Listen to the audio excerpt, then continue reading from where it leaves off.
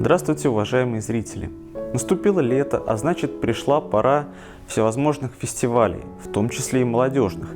Идея проведения подобных крупных международных форумов появилась сразу после Второй мировой войны.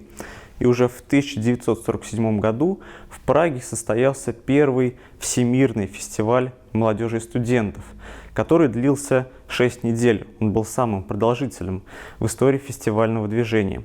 Затем фестивали проводились в столицах стран Восточной Европы – Бухаресте, Берлине, Будапеште и Варшаве.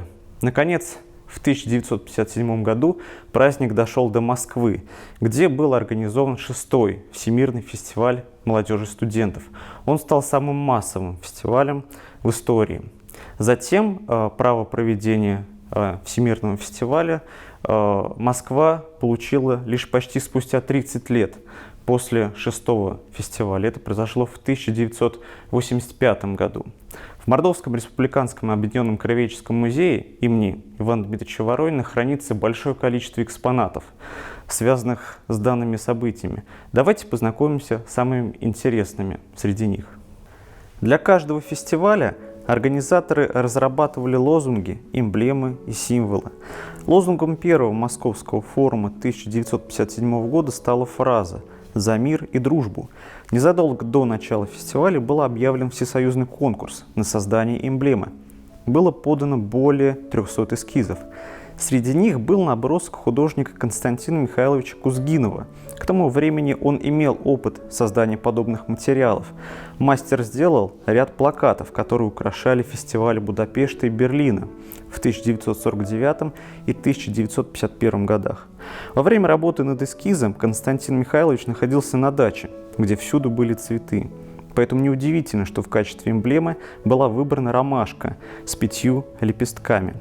Центральная часть с надписью «За мир и дружбу» символизировала земной шар, а лепестки – континенты. Красный цвет – это Европа, желтый – Азия, синий – Америка, фиолетовый – Африка, зеленый – Австралия.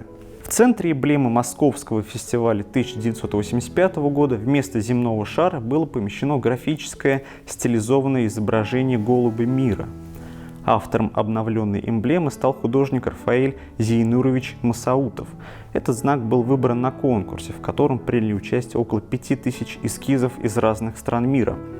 Кроме того, был разработан специальный талисман в виде маленькой девочки в русском сарафане, создателем которого стал советский художник и архитектор Михаил Веременко. Моделью послужила 2-летняя племянница художника Даша. Причем кокошник был выполнен в виде эмблемы фестиваля, а на руках у девочки разместился голубь, символ мира. Катюшей талисман был назван Михаилом Веременко в честь одноименной песни. К данному фестивалю Советский Союз подготовился очень масштабно. С изображением ромашки и катюши было выпущено более 700 наименований сувениров. Некоторые из них хранятся в нашем музее. Это и почтовые наборы, почтовые марки, открытки, значки,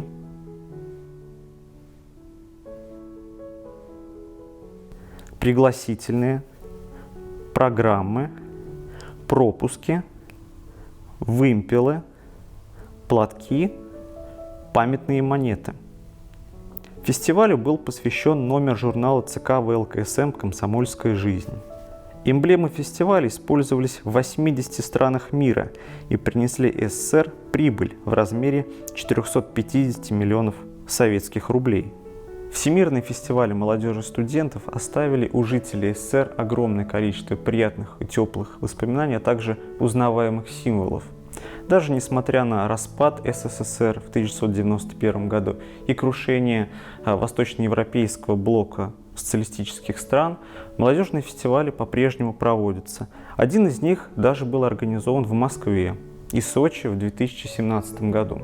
Но и на этом фестивальная история не заканчивается, и мы ждем, что рано или поздно будет организован еще один фестиваль, может быть, даже и в нашей стране.